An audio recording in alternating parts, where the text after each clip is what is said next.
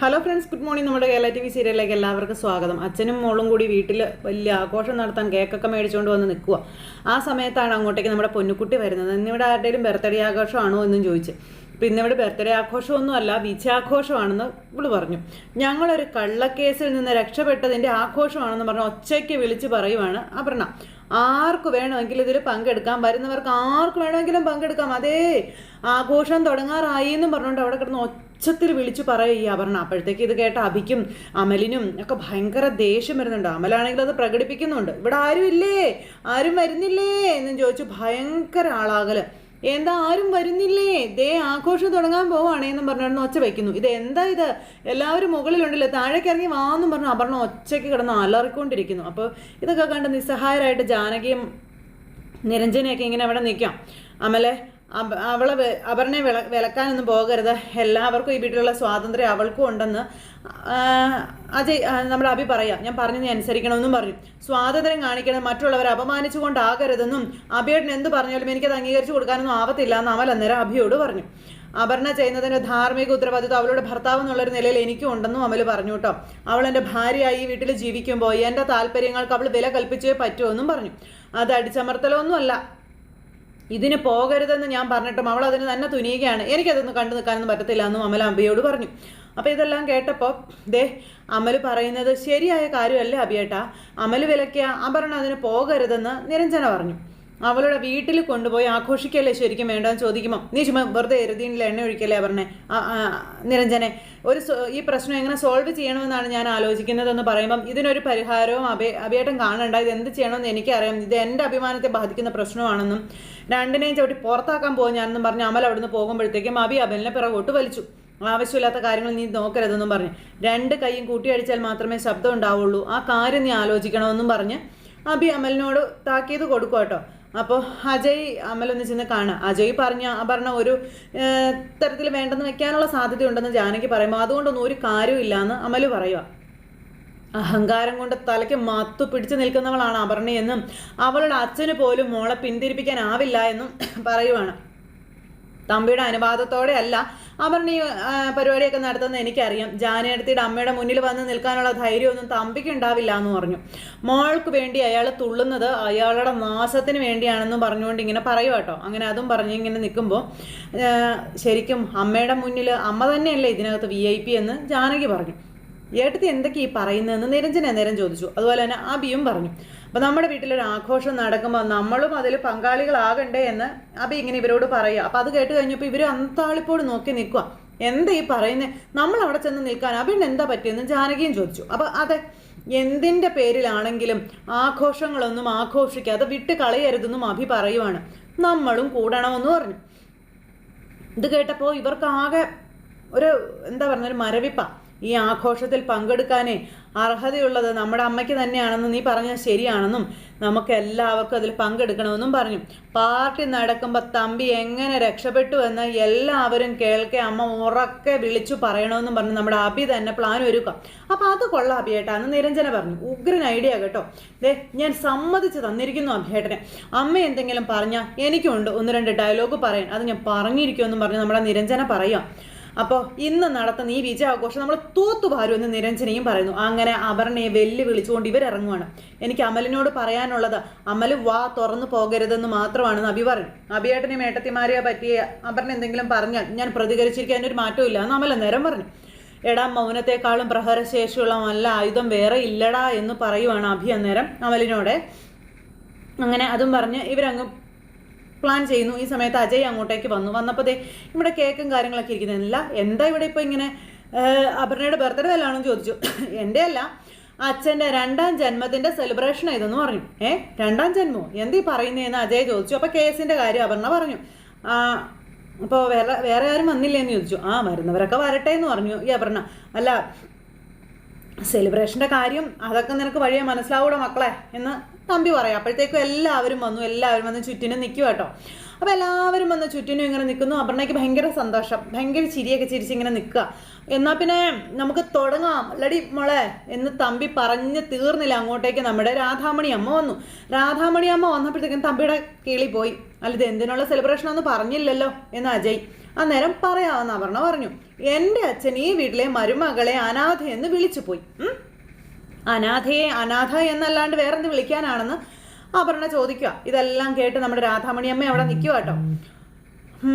അച്ഛൻ ഇനിയും ഇവളെ അനാഥ എന്ന് തന്നെ വിളിക്കത്തുള്ളൂ എന്ന് പറയുമ്പോഴത്തേക്ക് നിർത്തടി എന്ന് പറഞ്ഞു അമൽ. മിണ്ടാതെ നിൽക്കടാന്ന് അഭി അമലിനോട് താക്കീതും കൊടുത്തു.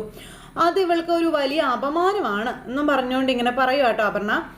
തമ്പി നിന്നിങ്ങനെ ഉരുകിക്കൊണ്ട് നിൽക്കുകയാണ്, വിറക്കിയ ശരിക്കും പേടിച്ചിട്ട്. അതിൻ്റെ പക വീട്ടാൻ ഇവൾ എവിടെ നിന്നോ ഒരു സ്ത്രീയെ കൊണ്ടുവന്ന് അച്ഛൻ അവരെ പീഡിപ്പിച്ചു എന്നൊരു കള്ള കേസ് ഇവൾ കൊടുപ്പിച്ചു എന്ന് പറഞ്ഞു. ഇതെല്ലാം അമ്മ ഇങ്ങനെ കേട്ടോണ്ട് നിൽക്കുവാണ്. അജയൊന്നും മിണ്ടുന്നില്ല. അച്ഛൻ ആ സ്ത്രീയെ ഒന്ന് കണ്ടിട്ട് പോലുമില്ല. എന്നിട്ടെന്താ കള്ളക്കേസ് 8 നിലയിൽ പൊട്ടിപ്പോയെന്നും പറഞ്ഞ് അതിൻ്റെ വിജയാഘോഷമാണ് ഇപ്പോൾ ഈ കേക്ക് മുറിച്ച് ഞാനിവിടെ ആഘോഷിക്കാൻ പോകുന്നതെന്നും അപർണ വലിയ ധൈര്യത്തോടെ തലയെടുപ്പോട് കൂടി നിന്നിങ്ങനെ പറയുക. അപ്പോഴത്തേക്കും എന്നൊക്കെ പറഞ്ഞുകൊണ്ട് ഇങ്ങനെ നിൽക്കുക കേട്ടോ നമ്മുടെ തമ്പി.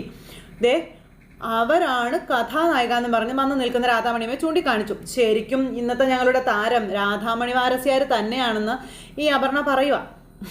രാധാമണി വാരസ്യാരെ ഒന്ന് മുന്നോട്ട് വരൂ എന്നും പറഞ്ഞ് വിളിച്ചു. അമ്മ അങ്ങോട്ടേക്ക് കയറി ചെന്നു. നല്ല ധൈര്യമായിട്ടങ്ങ് നിന്നു. നീ ആ പൊന്നാട ഇങ്ങ് എടുക്കാൻ പറഞ്ഞു. എന്നിട്ട് നിന്റെ അച്ഛൻ്റെ കയ്യിൽ തന്നെ കൊടുക്ക്. തമ്പിയെ രക്ഷിച്ചത് ഞാനല്ലേ, അപ്പോൾ തമ്പി വേണം എന്നെ പൊന്നാട അണിയിക്കാനെന്നും അമ്മ പറയുക. അതല്ല തമ്പി അതിൻ്റെ ഒരു ശരി എന്നും ഇങ്ങനെ അമ്മ പറയുമ്പോൾ തമ്പി ഇങ്ങനെ തുറിച്ച് നോക്കുക കേട്ടോ, പേടിച്ച് വിറച്ച്. അപർണ അന്നേരം ഇങ്ങനെ നോക്കി നിൽക്കുന്നു. ബാക്കിയുള്ളവരെല്ലാവരും ഇങ്ങനെ അന്തസ്സോട് തലയെടുപ്പ് അന്നേരം കൂട്ടി നിൽക്കുന്നു. ഓ അപ്പോൾ പൊന്നാടയൊക്കെ ഉണ്ടല്ലേ എന്ന് അമൽ ചോദിച്ചു. അത് ഇവൾ എന്നോട് പറഞ്ഞതാ മോനെ എന്ന് പറഞ്ഞു. അപ്പം കൊള്ളാം തമ്പി, അമ്മയെ പൊന്നാട അണിയിക്കുന്നത് ഞങ്ങൾക്കൊന്ന് കാണണം എന്ന് അഭി പറഞ്ഞു. രാധാമണി വാരസ്യാർ പറഞ്ഞതാണ് 100% ശരിയെന്ന് നിരഞ്ജനയും പറഞ്ഞു. ഈ കേസ് ജയിക്കാൻ ഞാൻ എൻ്റെ കഴിവിൻ്റെ പരമാവധി പ്രയത്നിച്ചതാണെന്നും ഞാൻ ചെയ്ത പ്രയത്നത്തിൻ്റെ 10-1 ഭാഗം പോലും പ്രതിഭാഗം വക്കീൽ ചെയ്തിട്ടില്ല എന്നും നിരഞ്ജന പറയുക അജയെ നോക്കി. അകത്തു പോകേണ്ട പ്രതിയെ എനിക്കൊന്നും അറിയില്ല എന്നും പറഞ്ഞ് രക്ഷപ്പെടുത്തിയത് രാധാമണി വാരസ്യാർ തന്നെയാണെന്ന കാര്യം നിരഞ്ജന അന്നേരം പറയാം. അന്നേരം അപർണ ഇങ്ങനെ ഭയങ്കര ഇതിലിങ്ങനെ നിൽക്കുക, ഭയങ്കര സെറ്റപ്പായിട്ട് ഇങ്ങനെ നിൽക്കുക കേട്ടോ. തമ്പിയാണ് നിലത്തുനിന്ന് കണ്ണു എടുക്കണമില്ല പേടിച്ചിട്ട്. പൊന്നാടി എടുത്ത് കൊടുക്കുന്നില്ല അച്ഛൻ, ഞങ്ങൾ ക്ലാപ്പ് ചെയ്യാം എന്ന് നിരഞ്ജന പറയുമ്പോൾ ഇവളങ്ങ് ചൂളി നിൽക്കുക നിരഞ്ജന. നീ അമ്മയെ പറഞ്ഞ് മോഹിപ്പിച്ചതല്ലേ, ആദ്യം ആ ചടങ്ങ് നടക്കട്ടെ എന്ന് നമ്മുടെ ജാനകി പറഞ്ഞു. അത് കേട്ടപ്പോൾ തമ്പി ഇങ്ങനെ നോക്കുക.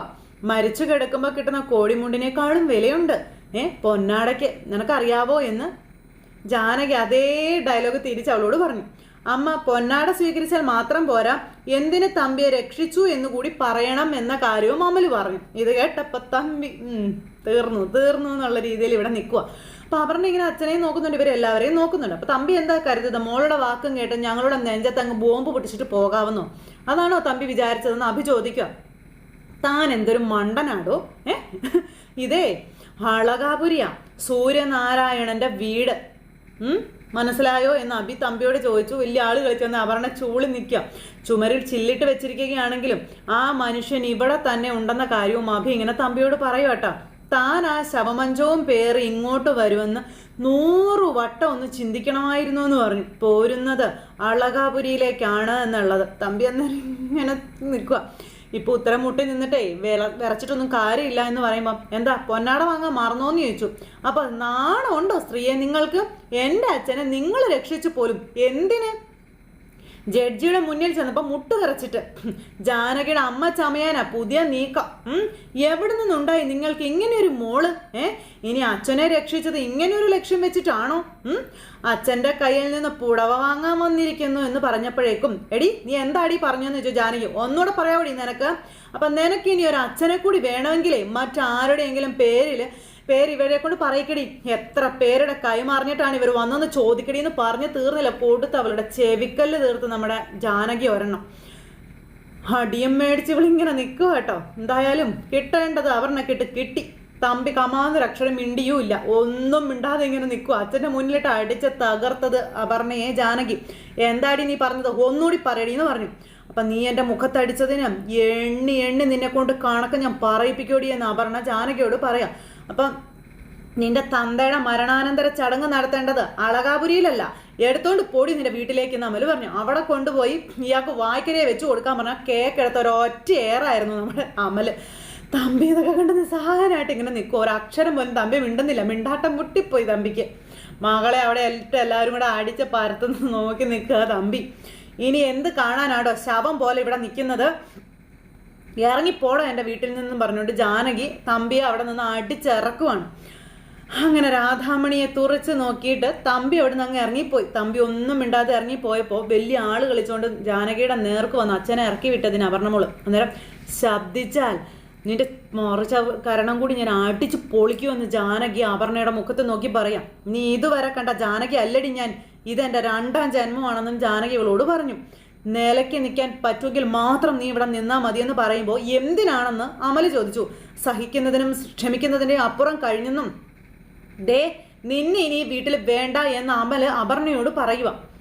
മുഖത്ത് നോക്കി അങ്ങനെ അപർണയും അടിച്ചിറക്കാനായിട്ടാണ് നമ്മുടെ അമല് നോക്കുന്നത്. ഇറങ്ങിക്കോളണം ഇവിടെ നിന്ന്. ദേ ഞാൻ തിരിച്ചു വരുമ്പോൾ നിന്നെ ഇവിടെ കണ്ടുപോകരുതെന്ന് അമല് അപർണയോട് പറഞ്ഞു. അതും പറഞ്ഞ് നമ്മുടെ അമലും അവിടുന്ന് അങ്ങോട്ടേക്ക് പോയി. അമലും അവിടുന്ന് അങ്ങ് പോയി കഴിഞ്ഞപ്പോൾ എല്ലാം പോയേ എന്നുള്ള രീതിയിൽ അപർണ ഇങ്ങനെ നിൽക്കുക, കയ്യും കെട്ടി. തോറ്റു കൊടുക്കാൻ അപർണ തയ്യാറാവില്ല. അപർണ ഇങ്ങനെ അവിടെ നോക്കി നിൽക്കുമ്പോൾ ഓരോരുത്തരായിട്ട് അവിടെ നിന്ന് അങ്ങ് പോയി. ഈ സമയത്ത് രാധാമണി അമ്മ അപർണയെ തുറിച്ച് നോക്കും അവിടെ നിന്ന്. അങ്ങനെ നോക്കിയിട്ട് അമ്മയും അവിടെ നിന്ന് അങ്ങ് പോയി. അപർണ ഇതെല്ലാം കൂടെ ചിന്തിച്ച് അവിടെ അങ്ങനെ നിൽക്കുവാണ്. ഇതെല്ലാം കഴിഞ്ഞതിന് ശേഷം തമ്പി കൂട്ടുകാരൻ്റെ അടുത്തേക്ക് ചെന്നു. ഇന്ന് നടന്ന കാര്യങ്ങൾ മുഴുവൻ പറയുവാണ്. രാധാമണി വാരസ്യാർ ആ വീട്ടിലുള്ളപ്പോൾ താൻ എന്ത് ധൈര്യത്തിലാണോ അവിടെ വിജയം ആഘോഷിക്കാൻ പോയത്. തൻ്റെ മകൾക്ക് കാര്യങ്ങളൊന്നും അറിയില്ല. അച്ഛൻ നിരപരാധിയാണെന്നുള്ള വിശ്വാസത്തിലാണ് അവൾ ഇപ്പോഴും ഓരോന്ന് കാട്ടിക്കൂട്ടിക്കൊണ്ടിരിക്കുന്നത്. അത് തമ്പിയെ സന്തോഷിപ്പിക്കാൻ കൂടി വേണ്ടിയിട്ടാണെന്നാണ് എനിക്ക് തോന്നുന്നത് എന്ന് കൂട്ടുകാരൻ തമ്പിയോട് പറയണം. തമ്പിയാണെങ്കിൽ ആന മണ്ടത്തരമായിപ്പോയെന്നും പറഞ്ഞ് അവിടെ അങ്ങനെ നിൽക്കാം. ഇങ്ങനെയൊക്കെ സംഭവിക്കുമെന്ന് ഞാൻ ഒട്ടും കരുതിയില്ലടോ എന്നും പറഞ്ഞ് തമ്പി. അവള് പുറത്തു വരില്ലെന്നാണോ ഞാൻ കരുതുക. അപർണ രാധാമണിയെ പരിഹസിച്ചതാണ് മൊത്തം പ്രശ്നങ്ങൾക്കും കാരണമെന്നും പറഞ്ഞ് രാധാമണി പറഞ്ഞ കാര്യങ്ങളെല്ലാം ഇയാൾ പറയാം. രാധാമണിയുടെ കയ്യിലാണ് ഇപ്പോഴും ന്യായമെന്ന് താൻ മനസ്സിലാക്കണമെന്ന് പറഞ്ഞു. തൻ്റെ ഭീഷണിക്ക് വഴങ്ങിയാണ് രാധാമണി കോടതിയിൽ ഒന്നും ഓർമ്മയില്ല എന്ന് പറഞ്ഞെന്ന് താൻ വിശ്വസിക്കുന്നു. സത്യം അതൊന്നും അല്ല തമ്പി. ദേ തമ്പിയെ രാധാമണിക്ക് തനിച്ച് പുറത്തു വേണമെന്നുള്ള കാര്യങ്ങൾ നമ്മുടെ ചേട്ടൻ തമ്പിക്ക് പറഞ്ഞു കൊടുക്കും. ഇത് കേട്ടപ്പോൾ തമ്പി പിന്നെയും പേടിക്കുവാണ്.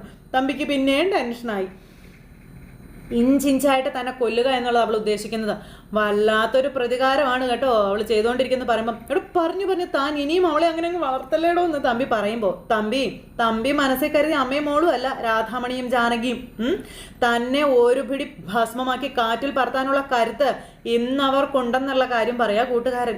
അവരുടെ നേരെ കുമ്മാട്ടി കാട്ടി പോകാതെ താനിനി അടങ്ങുന്നതാ തനിക്ക് നല്ലതെന്ന് പറഞ്ഞു. എന്ന് വെച്ചാൽ എൻ്റെ മോളുടെ മുന്നിൽ ഞാൻ വീരശൂരത്വം കാണിക്കണം, രാധാമണിയുടെയും ജാനകിയുടെയും മുന്നിൽ പഞ്ചപുച്ഛം അടക്കി നിൽക്കണം, അതാണോ താൻ പറഞ്ഞു വരുന്നത്? തമ്പി ഒരു കോമാളിയാവണം അല്ലടോ. നടക്കില്ല ജഗന്നാഥ, ഒരിക്കലും നടക്കില്ല എന്ന് പറയുമ്പം അതിനല്ലാണ്ട് തനിക്ക് എന്തിനു കഴിയടോ? വസുന്ധരയിൽ തനിക്കൊരു മോൾ ഉള്ളതുപോലെ തന്നെയാണ് രാധാമണിയിൽ തമ്പിക്ക് മറ്റൊരു മോൾ ഉള്ളതൊന്നും മറക്കരുത്. അതും മൂത്ത മകള്. തൻ്റെ 2 പെൺമക്കളും ഒരേ വീട്ടിൽ മരുമക്കളായി എത്തപ്പെട്ടതാണ് താനും. ഇതൊക്കെ കേട്ട് തമ്പി അന്തം വിട്ട് ഇങ്ങനെ നിൽക്കുവാണ്. അങ്ങനെ തമ്പി വലിയ വീരശൂര പരാക്രമിയാണെന്ന് സ്വയം അഹങ്കരിച്ച് നിൽക്കുമ്പോൾ കാര്യങ്ങൾ ആ ചേട്ടൻ പറഞ്ഞു കൊടുക്കുക. സത്യം പറഞ്ഞ കേമത്തം കാണിച്ച് നടക്കുന്ന തമ്പി ഇപ്പോഴും അറിയുന്നില്ല താനൊരു ത്രിസംഗ സ്വർഗത്തിലാണെന്നുള്ളത്. എടോ താൻ ഇനി ഒരു അക്ഷരം മിണ്ടി പോകരുത് കേട്ടോ എന്നും പറഞ്ഞുകൊണ്ട് തമ്പി ആ ചേട്ടൻ്റെ വായ അടപ്പിച്ചിട്ട് കുറേ മദ്യം എടുത്ത് അങ്ങ് കുടിച്ചു. അതെല്ലാം കഴിഞ്ഞ് മുകളിൽ ചെന്ന് കഴിഞ്ഞപ്പം നമ്മുടെ ജാനകിയും അഭിയാണ്. അപ്പോൾ ഇവരിങ്ങനെ ഫോണിൽ ട്രൈ ചെയ്തുകൊണ്ടിരിക്കുക, വിളിച്ചിട്ട് കിട്ടുന്നില്ല. അപ്പോൾ അമലിനെയാണ് വിളിച്ചുകൊണ്ടിരിക്കുന്നത്. സ്വിച്ച് ഓഫ് ചെയ്ത ഫോണിലേക്ക് വിളിച്ചിട്ട് എന്താ കാര്യമെന്ന് ചോദിക്കാം. അവനിവിടുന്ന് ഇറങ്ങിയപ്പോൾ തന്നെ ഫോൺ ഓഫാക്കി വെച്ചിരിക്കുകയാണെന്ന് അഭി പറഞ്ഞു. അമൽ പോയി കുറച്ച് കഴിഞ്ഞപ്പോൾ അജയും പുറത്ത് പോയെന്ന് അമ്മ പറഞ്ഞല്ലോ എന്ന് ജാനകി പറയാം. അവനെ തമ്പി വിളിച്ച് കാണുമായിരിക്കും എന്ന് പറഞ്ഞ് നിൽക്കുമ്പോഴാണ് നിരഞ്ജന അങ്ങോട്ടേക്ക് ഓടി ഇറങ്ങി വരുന്നത്. ജാനിയടത്തി ഇനിയും അമൽ തിരിച്ചു വന്നില്ലേന്ന് ചോദിച്ചു. അവൻ എവിടെ പോയെന്ന് ഒരു വിവരവും ഇല്ല മോളേന്ന് നിരഞ്ജനയോട് പറയാം. ഈ രാത്രി എവിടെയെന്ന് വെച്ചാൽ അന്വേഷിച്ച് പോകുന്നതെന്ന് ചോദിച്ചു. ഫോണോ സ്വിച്ച് ഓഫ് ചെയ്ത് വെച്ചിരിക്കുകയാണെന്ന് പറഞ്ഞു. അപ്പോൾ അവൾ എന്നിട്ട് എന്താ പറഞ്ഞതെന്ന് ചോദിച്ചപ്പോൾ അവളെ അതിനിത് വല്ലതും ബാധിക്കുന്ന വിഷയമാണോ എന്ന് ചോദിക്കുക അബി. അവളുടെ പ്രതികാരം കൊണ്ടിരിക്കുക, അല്ലാണ്ട് അവളൊന്നും ചെയ്യില്ല എന്ന് പറയുമ്പം നമുക്കൊന്ന് പോയി നോക്കിയാലോ എന്ന് നിരഞ്ജന ചോദിച്ചു. അവൻ എവിടെയെങ്കിലും വിശ്രമിക്കുന്ന സ്ഥിര സ്ഥലങ്ങളുണ്ടെങ്കിലോ? അവൻ അങ്ങനത്തെ സ്ഥലങ്ങളൊന്നും ഇല്ല എന്ന് പറഞ്ഞു അന്നേരം അബി. അപ്പോൾ അപർണയെ ഒന്ന് വിളിക്കാൻ പറഞ്ഞപ്പോൾ അതിന് അപർണ വാതിലടച്ച് ലോക്ക് ചെയ്ത് വെച്ചിരിക്കുകയല്ലേ എന്ന് ചോദിച്ചു നിരഞ്ജനയെ. അവൾ മുറിയിൽ നിന്ന് പുറത്തിറങ്ങുന്നുമില്ലെന്ന്. അപ്പോഴാണ് അപർണ അങ്ങോട്ടേക്ക് വരുന്നത്. അനിയൻ വരുമ്പോൾ എന്നെ ഇവിടെ കാണരുതെന്നല്ലേ പറഞ്ഞത് എന്നും പറഞ്ഞുകൊണ്ട് പെട്ടി എടുത്തുകൊണ്ട് അപർണ ഇങ്ങനെ വന്ന് നിൽക്കുമ്പോൾ നീ വീട്ടിലേക്ക് തിരിച്ചു വീട്ടിലേക്ക് പോകണ്ട, നീ തിരിച്ചു കയറി പോകാൻ പറഞ്ഞു. സ്വന്തം വീട്ടിൽ നിന്നൊരു പെണ്ണ് രാത്രി ഇറങ്ങിപ്പോയി ഞാൻ സമ്മതിക്കില്ല എന്ന് പറഞ്ഞു അഭി. അന്നേരം ഞാൻ പോകുന്നത് എൻ്റെ വീട്ടിലേക്കാണെന്നും അതിനെനിക്ക് ആരുടെയും സമ്മതം വേണ്ട എന്നും അപർണ പറയുക. അത് കേട്ടപ്പോൾ ഇവരിങ്ങനെ നോക്കുക കേട്ടോ. അതിന് രാത്രി തന്നെ പോകണമെന്ന് നിരഞ്ജന ചോദിച്ചു. നേരം വെളുത്തിട്ട് ഒരു തീരുമാനം എടുത്തിട്ട് പോയാൽ പോരെ എന്നും നിരഞ്ജന ചോദിക്കുമ്പം തീരുമാനം എടുക്കാൻ ഇനി ഇങ്ങോട്ടില്ല എന്നും പറഞ്ഞല്ല ഞാൻ പോകുന്നത് എന്ന് അപർണ പറയുവാണ്. അങ്ങനെ അതെല്ലാം പറഞ്ഞ് അപർണ ഇങ്ങനെ നിൽക്കുന്നു. ഇപ്പം എനിക്ക് എൻ്റെ വീട്ടിൽ പോകണമെന്ന് തോന്നുന്നു. അതാരെയും പേടിച്ചിട്ടോ ഭയന്നിട്ടോ അല്ല. അപർണ ഇതിലും 10 മടങ്ങ് ശക്തിയോടെ തിരിച്ചു വരുമെന്നും പല ലക്ഷ്യങ്ങളുമായിട്ട് തന്നെയാണ് അപർണ പോകുന്നതെന്നും പറഞ്ഞുകൊണ്ട് ഇങ്ങനെ പറയണം. അപ്പം അങ്ങനെ അതും പറഞ്ഞു അപർണ ഇറങ്ങി പോയി കഴിഞ്ഞപ്പോഴത്തേക്കും ഈ നിരഞ്ജന ഇതിനെപ്പറ്റിയുള്ള ഒരു ഇത് പറഞ്ഞു. കാരണം ഇവളെന്തൊക്കെയോ മനസ്സിൽ ഉദ്ദേശിച്ചാൽ പോകുന്നതെന്ന് നിരഞ്ജനയ്ക്ക് മനസ്സിലായി. നിരഞ്ജന അത് ജാനകിയോടും അഭിയോടും പറഞ്ഞു. അപ്പോൾ അവർ പറഞ്ഞു അവളുടെ ഒരു ദുരുദ്ദേശവും നടക്കാൻ പോണില്ലെന്ന്. ഇത് അങ്ങനെയല്ല ഏട്ടത്തി, അപർണ പോയത് തിരിച്ചു വരാൻ വേണ്ടി തന്നെയാണെന്ന കാര്യം നിരഞ്ജന പറയുകയാണ്. ഇവിടെയുള്ളവർക്ക് സമാധാനം കൊടുത്തിട്ട് അവിടെ ജീവിക്കാൻ അവൾ തയ്യാറാവില്ല എന്നും നിരഞ്ജന പറഞ്ഞു കേട്ടോ. അവൾ പോയത് എന്തോ മനസ്സിൽ കണ്ടുകൊണ്ട് തന്നെയാണെന്നും നിരഞ്ജന പറയുക. അതെന്താണെന്ന് കാണാനും അറിയാനും ഇരിക്കുന്നതേ ഉള്ളൂ എന്നും പറഞ്ഞു. അങ്ങനെ നിരഞ്ജന ഉള്ള കാര്യങ്ങളെല്ലാം ജാനകിയോടും അഭിയോടും പറഞ്ഞു. ഇത് കഴിഞ്ഞപ്പോൾ ജാനകി പറഞ്ഞു അമലിനെ തിരക്കി ഇറങ്ങിയേ പറ്റുമോ, അവൻ വരുമെന്നും പറഞ്ഞ് ചുമ്മാ ഇരിക്കാൻ പറ്റില്ല എന്നും പറഞ്ഞ് ഇവരിയ്ക്കുമ്പോഴാണ് അമൽ അങ്ങോട്ടേക്ക് കയറി വരുന്നത്. അമൽ കയറി വന്നു കഴിഞ്ഞപ്പോൾ ഇവർ അപർണ പോയ കാര്യം പറഞ്ഞു. സത്യം എടുത്തി പറയുന്നതെന്ന് ചോദിച്ചുകൊണ്ട് പാവം അമൽ സന്തോഷം കൊണ്ട് തുള്ളിച്ചാടുക കേട്ടോ.